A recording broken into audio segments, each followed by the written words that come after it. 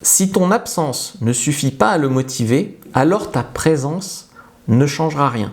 Dans cette vidéo, on va voir ce que ton absence déclenche vraiment chez un homme et pourquoi, en fait, ça trompe beaucoup de femmes. S'éloigner d'un homme, ça peut déclencher une réaction émotionnelle chez lui. Mais cette réaction n'est pas forcément de l'amour. Okay. L'absence déclenche souvent une réaction, mais pas toujours la bonne.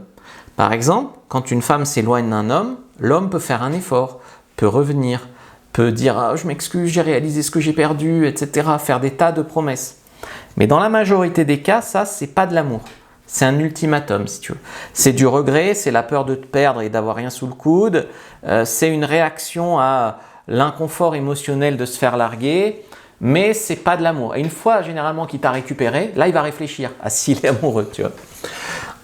Ensuite, il y a du regret. Le regret, c'est pas de l'amour. Beaucoup d'hommes vont confondre l'attachement émotionnel, je suis bien avec elle, elle est sympa, voilà. J'aime bien coucher avec elle, et l'amour. Le manque plus la perte, ça peut créer une illusion, si tu veux, de sentiment. Donc, il peut être sincère au moment où il te dit « ne me quitte pas, ça me fait trop de peine ». Mais ce n'est pas forcément de l'amour. Après, il y a l'effet territorial. Un homme peut réagir fortement quand une femme s'éloigne ou qu'elle voit d'autres hommes ou tout ça. Il peut être jaloux, il peut être en colère, il peut avoir besoin de la contrôler, etc. Mais si tu es un homme qui s'engage toujours pas, il ne va pas régler le problème de fond.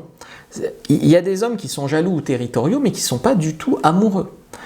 Tu as des hommes qui voudront te garder, sous-entendu sous le coude, sans être prêt pour toi ou sans avoir à quelconque moment l'envie en fait de s'engager.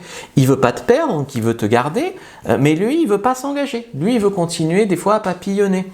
Donc il revient par peur quoi, par peur de perdre son joujou, pas par maturité. Forcer un homme qui est pas prêt, le truc c'est lui mettre des ultimatums et tout ça. Ça veut dire quoi? Ça veut dire qu'il va te dire oui je m'engage et puis il va te tromper. Ou alors il va pas te tromper mais il va être frustré, ça va finir en eau de boudin. Ou alors des relations instables.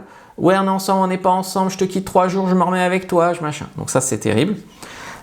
En fait, l'absence, ça peut créer, donc toucher son ego, comme tu as compris, toucher sa peur de perdre, tout ça, c'est pas de l'amour.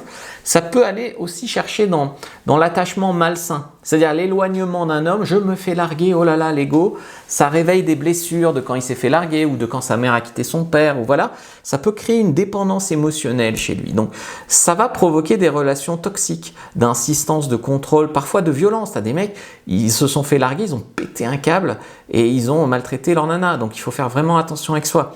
Dès qu'un homme a une forte réaction émotionnelle disproportionnée, méfie-toi et préserve-toi et préserve ton intégrité physique et psychologique d'ailleurs avec les hommes. L'erreur c'est quoi? L'erreur c'est les femmes qui jouent à s'éloigner pour le faire réagir, jouent à disparaître, jouent à tout ça. En fait, être présente de manière cohérente, ça va te permettre de mieux évaluer un homme. Si l'homme n'est pas à la hauteur en retour, eh bien là, il faut le larguer quoi. Ce que je veux dire c'est que si tu es trop absente, tu ne verras pas ses vraies intentions, tu verras qu'un homme qui réagit à ton absence.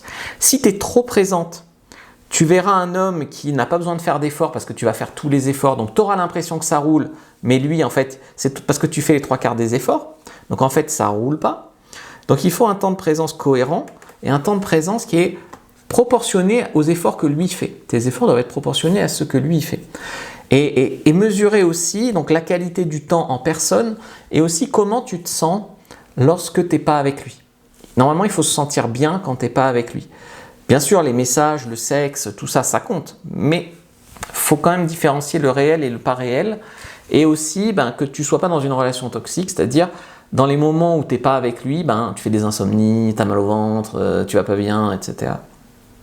Et il y a un critère, c'est attention, le faux critère de celui qui se bat le plus. Tu sais, des fois tu vas rencontrer 2 hommes et puis tu en as un qui va être très insistant, mais c'est pas forcément l'homme le plus sain ou le plus déterminé. Parfois c'est le mec le plus toxique qui va se battre le plus pour toi. Parce que l'homme émotionnellement stable, il peut être beaucoup plus discret. Il peut ne pas vouloir te saouler, ne pas vouloir être collant, etc. Donc même un mec qui te fait monts et merveilles de promesses, machin, c'est pas forcément de l'amour sincère. Le mec le plus insistant, machin. Il faut que tu ailles aussi avec discernement vers des hommes sains. Clique sur le lien dans la bio du compte si on regarde sur Insta, lien dans la description de la vidéo, commentaire épinglé sur YouTube. Prends ta fiche sur tous les red flags à éviter chez les hommes.